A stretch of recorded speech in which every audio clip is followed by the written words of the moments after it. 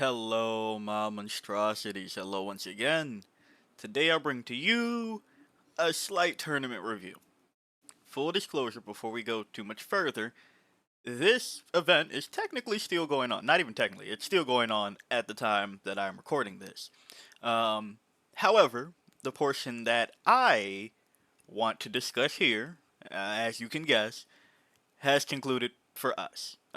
Spoiler, if you're a member watching this when it releases, we didn't. We're not in the final two. So, spoiler, I guess. But the London GT is happening. It'll be done by the time you see this. Whatever. Time is weird. Uh, and I want to talk about how Tyranids did. So before we get into that, let's talk about the scope of the London GT. And we'll be back here soon because for some odd reason this year it was a week before LVO, so that we'll be right back here talking about maybe we'll see how we do there. But yeah, big tournament. How big is this tournament? Oh, only 1,088 players registered for this event. My goodness, golly gee. As an aside to this, before we talk more Tyranids, right? I do want to stress that we know that I like events and tournaments and things like that from whatever, whether it be uh, Warhammer, Apex, League. I'm that friend in the friend group that is trying to keep track of the competitive scene, not necessarily just make it a diehard situation, but I do like keeping up with it and seeing the scope of things like that. So to see 1,000 players registered for the London GT is pretty cool, pretty helpful. While I'm pretty down on my faction right now, my faction of choice, right? It is nice to see that a healthy number of players has attended this event. So that's a quick aside. But going past that, you know what I want to discuss. I want to talk Tyranids. Yes, yes, yes. So, um, usually for these event reviews kind of thing, I try to do the top 100 of a cut. But as you can see, out of 1,000 players, right, we're going to do a bit more than that. We're going to focus on X and 1. And yeah, because I looked, X and 2, I'd be here all day. And I don't even want to think about how long that video would go on if I did X and 2. So we're going to do X and 1. And with that, we're of course starting with Lead of Vanguard Tactics. Lead page of Vanguard Tactics. So, first,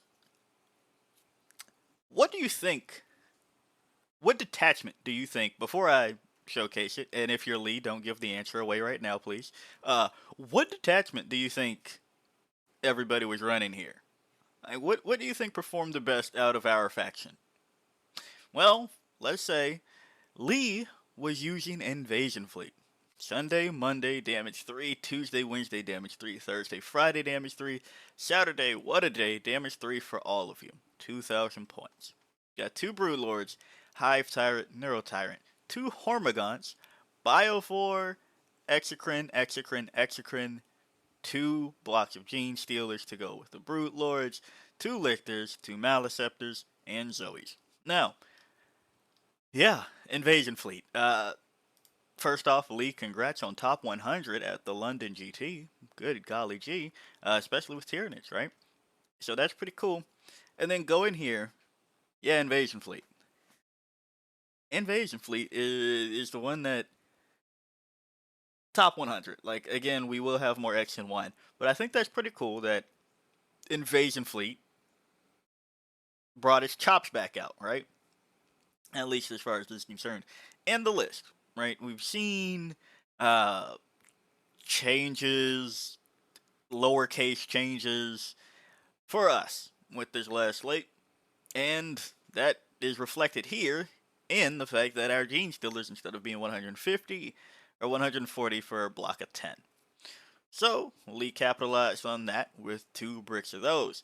Now, we've seen Broodlord Gene Stealers in Invasion Fleet before. This isn't necessarily breaking news, I guess, but it is nice to see that that's the rounded out answer here, compare along with our staple of triple exocrine, and then see the return of the Maleceptor. I say the return because it's not as prevalent as we used to have it. Like, I'm not gonna.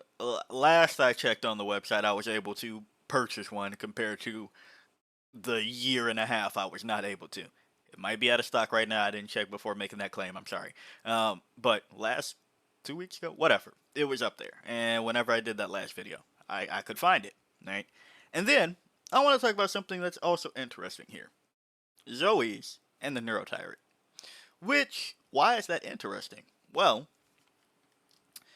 the reason I find that fascinating is because we're not looking at Tyran effects to round this out. We're not. Now, mind you, that would be 400 points if you went to Rupture Cannon Tyranofexes compared to 305 points, so 95 points you would have to find somewhere. But we also still have triple exocrine, still being, that's what we did for a while there. Triple exocrine and no Tyranofexes, it looks like, if I were to guess, right?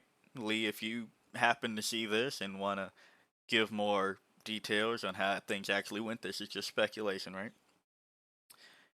From looking at evidence, right? Or from looking at list tailoring or what have you. That it looks like the Broodlord Gene Stealers and the Exocrines, as well as being an invasion fleet and having a Hive Tyrant, looks like there's a chance for enough lethals or devastating wounds to chip out targets or keep them tied up enough that you might not need the rupture cannon. That's what I would surmise from looking at this list. I also want to point out this. We'll see more of this, but 2 10-mana Hormigons, right? I know me and Monstrosity here like to see the Hormigons being brought out. This is I promise this is not against anybody else that I will go over the list. Compared to Gargoyles, do roughly the same job, but they're cheaper, which allows you to give the points. Now, mind you, yes, can't deep strike Hormigons. I'm sorry, that's true. But when you look at it, right, you have a Neurotyrant, so you can put out Neuraloids to maybe put it on the Hormigons, make sure that their strength goes up by 1. Sustained or lethal, whatever you're picking. That's a lot of attacks coming out of them at AP1, just to be an asshole. But also to keep them in Synapse range to make sure that you can regenerate them for the max regeneration as they're in Synapse range and all of that. So, it's looking pretty rounded out list. Like, this is probably one of the more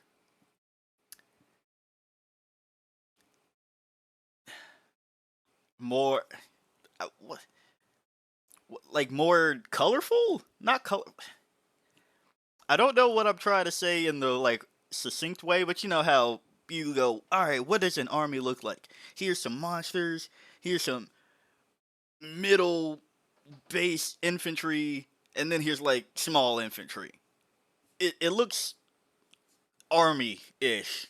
Yep, those are the words. So just looking at the list, it looks to be a nice mix of bodies. We're looking at 20 Gene Stealers, 20 Hormigons. So you got 40 little bodies doing work. Then you have some lone ups with the Lictors, Biovore, if you want to count that as a single something. But then you also have your kind of hammer units, I guess you could call slightly Broodlord and Gene Stealers, but also the single think tank, i.e., Zoe's and the Neurotyrant. But you also have Maleceptors to go up there, spread that aura, as well as having a Strength 10 gun. That's pretty cool. And Exocrine's fire in the backline. Again, nothing, I think the list is fine. It's things we've seen. I'm not going to try to sell it like it's the most revolutionary thing that we've ever seen ever. Nobody has ever thought about putting these things together. But I will say that it's nice to see such a complete looking army list do well at the London GT, right? That's kind of what I'm getting at here. Then next up, we have Josh, who, oh, sorry, also, Action 1, just to bring it back here, has Subterranean Assault. You know that we've seen it, and I love the title. They yearn for the mines. Tyranids, Subterranean Assault. Two Hyper Adapted Raveners, Bricks, I guess, Neurotyrant, and the Swarm Lord. One unit of Hormagaunts, Biovore, Hive Guard, 6 man, Shot Cannon, Lictor, 2 Maliceptors, Raveners that may or may not go with the Hyper Adapted Raveners, a Tyrannifex Rupture Cannon, and a Brick of Zoes. So, the thing that I like about this list is we see Hive Guard, Zoes, Rupture Cannon, Tyrannifex. Why do I like that? I like it's the diversification. Yeah, let's roll with it. Let's get funky this morning and say that these words actually just are going to flow. It's the diversification of tackling the same problem with different profiles and different things, right? So with the Zoes and the Neurotyrant, they have the option to do blast for like the little stuff, but they also have, of course, their last cannon shot.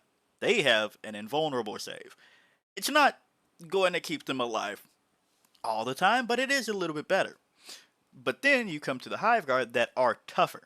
T7, no invuln, but you can, of course, and as we can see, or I also should point out before we go even further, there's no snakes. Well, big snakes. There's no Trigon Prime.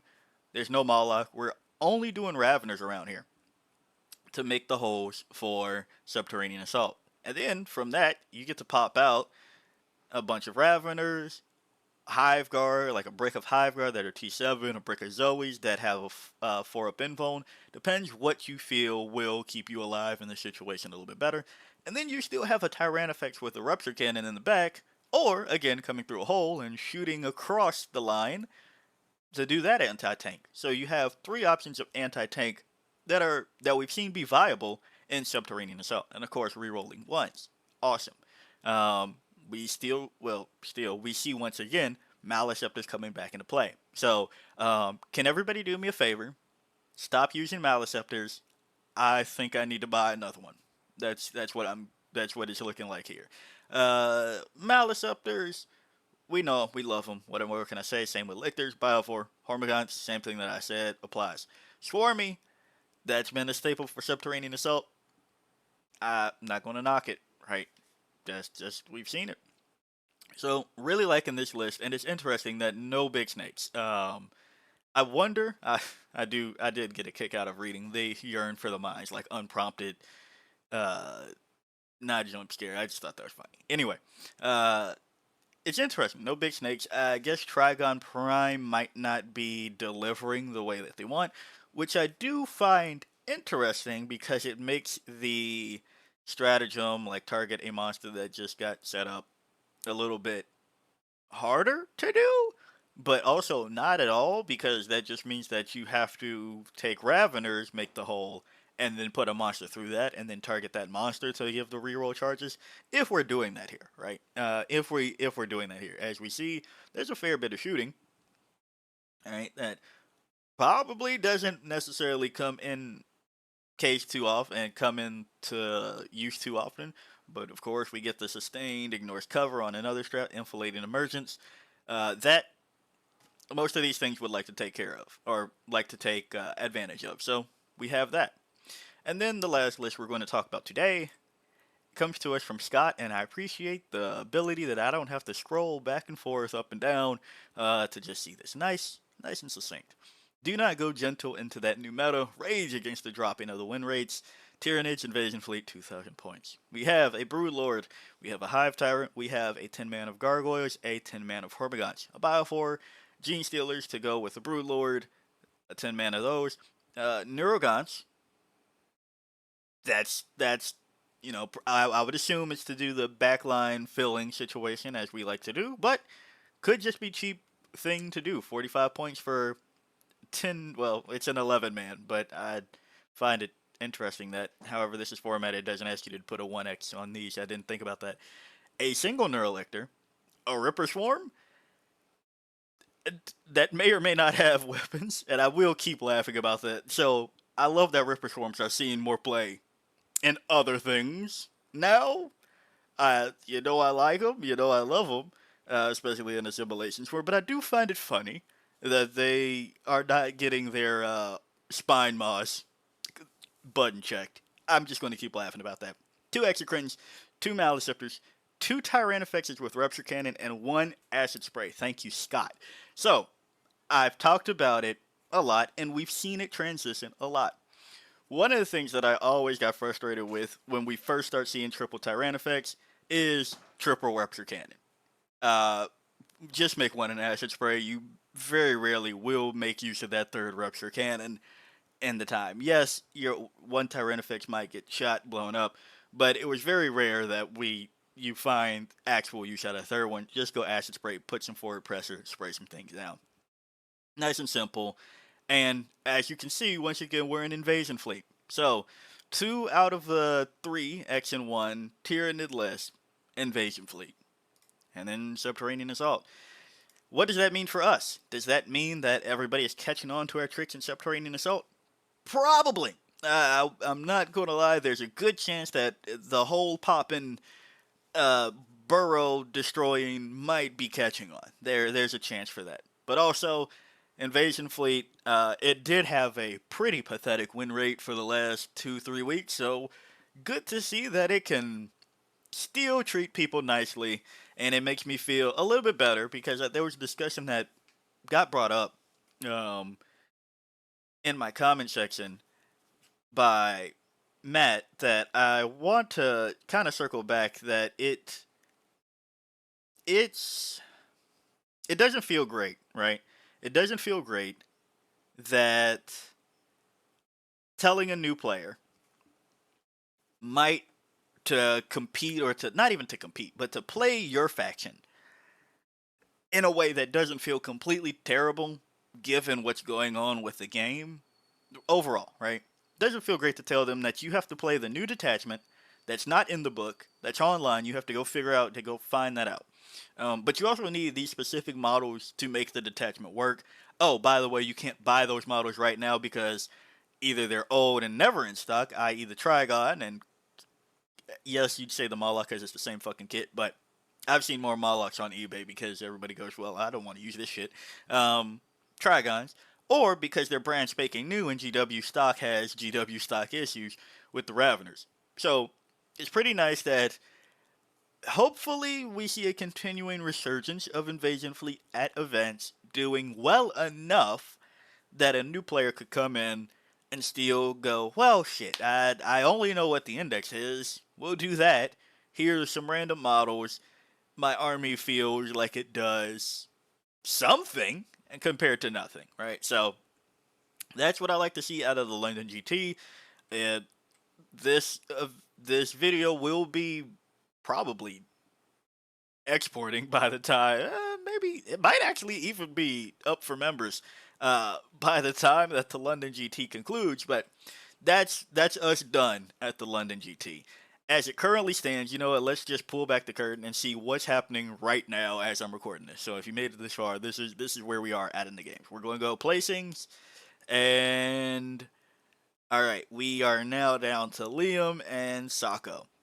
Either Liam VSL and Sako, Alexander Sako. Either this means I gotta double check if this was semis or grand. Either they're about to play each other, or London GT is going to do that weird thing where it's just like, well, points. I believe they're about to play each other. I'll check after this. But that's where we are as this recording is going down, because this is what I would need to record that.